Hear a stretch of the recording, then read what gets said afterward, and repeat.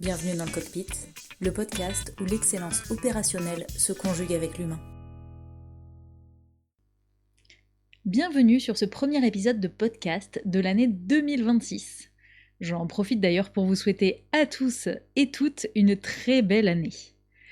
Du coup, pour commencer l'année tout en douceur, on va parler d'un sujet léger, les audits. Rien qu'en prononçant le mot, j'en imagine déjà certains qui se crispent derrière leur écran. Audit. Ce mot sonne comme contrôle, inspection, flicage.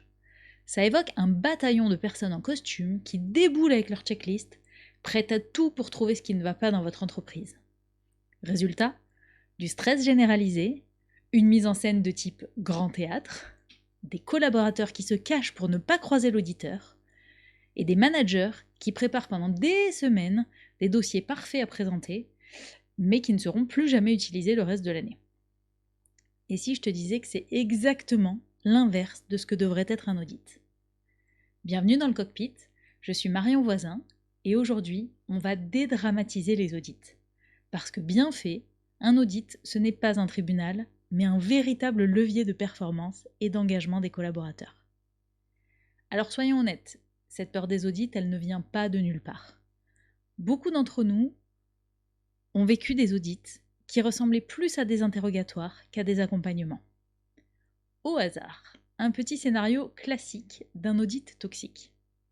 Un auditeur débarque, d'on ne sait où, il ne connaît pas le contexte, il n'a jamais fait ton métier, mais il a sa sacro-sainte checklist.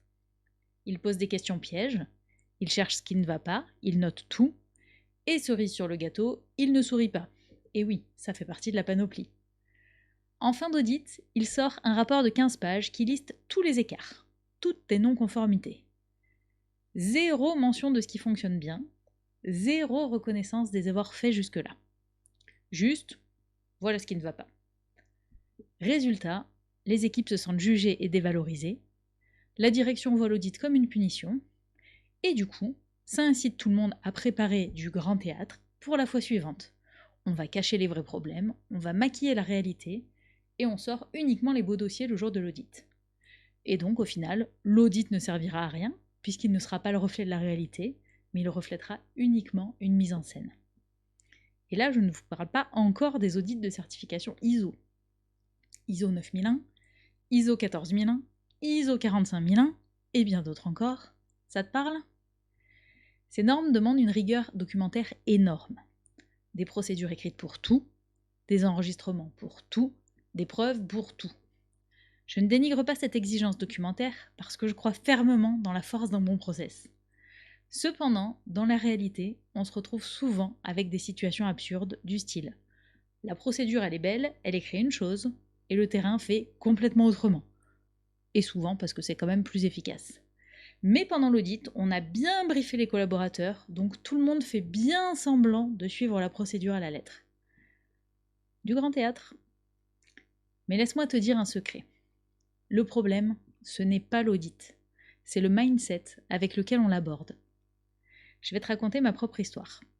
À mon arrivée chez Amazon en 2018, j'ai découvert en arrivant qu'une partie de mon job, ça serait de faire des audits ergonomiques des collaborateurs sur le terrain chaque semaine. Quand on m'a expliqué ça, j'étais franchement pas emballée. La case s'est allumée dans mon cerveau. Mince, je vais devoir fliquer des gens. Je me suis dit, génial, les équipes vont me détester, je vais être la pénible qui vient chercher la petite bête, qui vient les juger pendant qu'ils travaillent, et qui vient leur dire tout ce qui ne va pas dans ce qu'ils font. J'étais clairement mal à l'aise. Rappelez-vous, à la base, je suis infirmière de formation. Mon truc, c'est d'être au service des gens, pas de les contrôler. Avant de faire mon premier audit, bien sûr, j'ai été formée par un de mes collègues, Thomas, si tu passes par là. Il m'a expliqué ça, qui a tout changé. Marion, tu ne vas pas là-bas pour trouver ce qui ne va pas.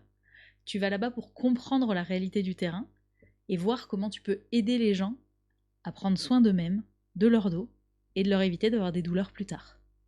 Et là, forcément, ça m'a parlé. J'étais là pour être au service, pas pour juger. Et j'ai intégré ça. Donc, quand je suis arrivée sur le terrain avec ce mindset-là, au lieu de poser des questions type checklist, est-ce que tu fais bien ça? Est-ce que tu as ça? J'ai posé des questions ouvertes du style Ok, qu'est-ce qui te bloque le plus en fait dans le quotidien? Et si tu pouvais changer une chose dans ton process, ce serait quoi? Et là, magie! Les collaborateurs ne m'ont pas vu comme l'inspectrice, mais comme quelqu'un qui est venu les écouter vraiment. Ils me racontaient leurs galères, les outils qui marchaient pas bien, les process qui étaient écrits d'une certaine manière, mais qui étaient faits complètement autrement sur le terrain, parce que c'était plus logique pour eux. Et moi, je notais, pas pour les piéger, mais pour créer du dialogue autour de ces pratiques terrain et faire remonter les infos pour améliorer ces petites choses du quotidien. Là, j'ai compris. L'audit n'est pas un outil de contrôle, c'est un outil de performance. Maintenant, parlons de l'autre côté, quand c'est toi qui es audité. En 2025, j'ai moi-même vécu une pré-certification de l'ISO 45001. C'est la norme sur la santé et sécurité au travail. Et là, j'admets, j'ai été tentée de jouer le jeu du grand théâtre comme tout le monde. Mais non, j'ai voulu rester alignée. J'ai expliqué à mon équipe que je préférais qu'on ait quelques non-conformités, mais que ce soit le vrai reflet de notre travail du quotidien, plutôt que de jouer à l'audit. Alors soyons clairs, on ne partait pas de zéro. On avait déjà des bonnes bases et une structure solide. Mais hors de question pour moi de maquiller la scène de crime. Je vous avoue, bon, le matin même, je suis quand même venue 2 heures plus tôt pour faire le dernier tour de terrain approfondi et corriger les éventuelles situations improbables. Vous savez, celles qui n'arrivent que le jour d'un audit.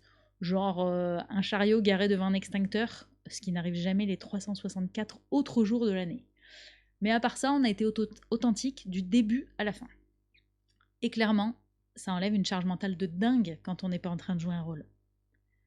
On a obtenu notre pré-certification, à la fois fiers de notre boulot, et aussi avec des vraies pistes d'amélioration pour la suite. Pour moi, l'intérêt des normes ISO, c'est pas la rigidité documentaire, c'est vraiment le cadre qu'elles imposent. Parce que ça t'oblige à te poser des bonnes questions. Est-ce qu'on a identifié nos risques majeurs? Est-ce qu'on a des procédures pour les situations critiques? Est-ce qu'on mesure notre performance? Est-ce qu'on a des démarches d'amélioration continue? Ça donne un cadre. Et dans ce cadre, ensuite, tu peux jouer. Tu peux adapter, tu peux simplifier, tu peux faire à ta sauce, mais tu as un socle, un référentiel commun. Et l'audit, dans ce contexte, ce n'est pas est-ce que vous suivez le cadre à la lettre? Non, c'est ok, vous en êtes où? Dans ce que vous faites, qu'est-ce qui marche bien et qu'est-ce qui coince dans la réalité, dans la vraie vie? Et comment, du coup, on va faire pour améliorer ça pour les prochains mois? Au final, c'est un état des lieux bienveillant, pas un procès. Pour moi, il y a 2 ingrédients pour faire un audit qui engage. Le premier ingrédient, c'est le mindset de l'auditeur, qu'on peut bien sûr travailler en amont des audits. Rappelle-toi que tu n'es pas là pour trouver absolument ce qui ne va pas, tu es là pour comprendre. On commence par la base, créer le climat de confiance. Et pour ça, c'est tout bête, mais il faut déjà penser à te présenter à la personne auditée et lui donner le cadre. Je ne suis pas là pour juger ton travail, mais pour comprendre comment ça fonctionne sur le terrain. Ensuite, tu remplaces les questions fermées, celles où on peut répondre par oui ou non, par des questions ouvertes. Par exemple, on oublie « Est-ce que tu as fait ça ?» et on le remplace par « Comment tu fais dans ce type de situation ?» On ne va pas demander « Pourquoi tu n'as pas suivi la procédure ?» mais plutôt « Qu'est-ce qui t'a amené à faire différemment ?» Et du coup, à la fin de l'audit, tu dois ressortir avec des points forts, ce qui marche bien et qu'on va garder, des axes d'amélioration qu'on va travailler ensemble, et ce qu'on appelle des quick wins, des petites actions rapides qui vont soulager le terrain, que tu as pu identifier toi-même en venant observer ou que le collaborateur t'a proposé. Là, j'attire ton attention sur le fait qu'il faut mettre un point d'honneur à ne pas faire de fausses promesses sans même s'en rendre compte. Parce que quand on demande des idées d'amélioration aux gens, on va créer une attente chez eux. Et ça peut entraîner du désengagement si cette attente elle est déçue. Et évidemment, c'est tout l'inverse de ce qu'on veut faire. Donc bien expliquer qu'on cherche des idées d'amélioration, mais que ça ne veut pas dire qu'elles seront toutes mises en place.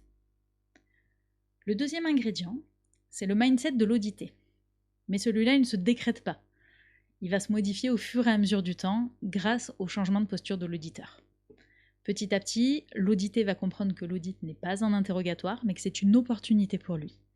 Une opportunité de montrer ce qui fonctionne bien, de remonter les vrais problèmes qu'il rencontre et d'avoir du soutien pour les résoudre, et d'obtenir des ressources parce que l'audit va mettre en lumière les besoins.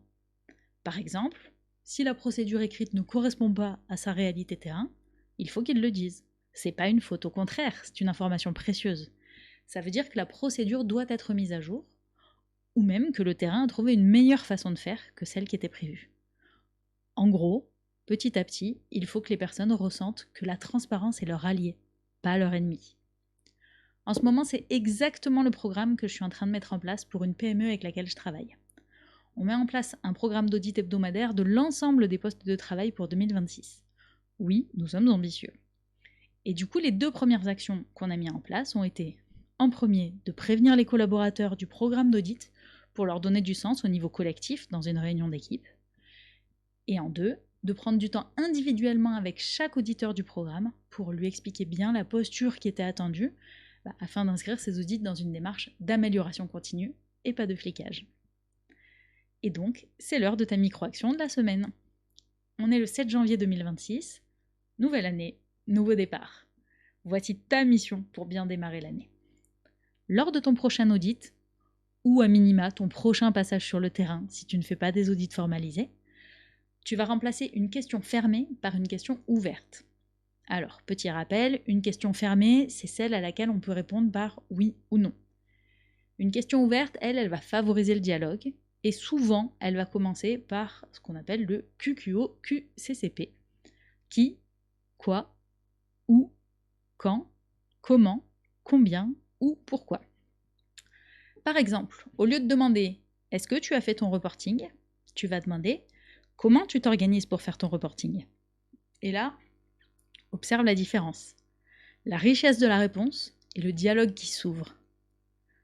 Le secret, c'est de bien poser ton intention avant d'aller sur le terrain pour détecter quand est-ce que tu fais des questions fermées et les transformer en questions ouvertes. Sinon, les vieilles habitudes, elles reviennent au galop sans même qu'on s'en rende compte. Et oui, ça demande un peu de boulot et de prise de recul pour réussir à transformer sa communication. En conclusion, 2026 va démarrer fort.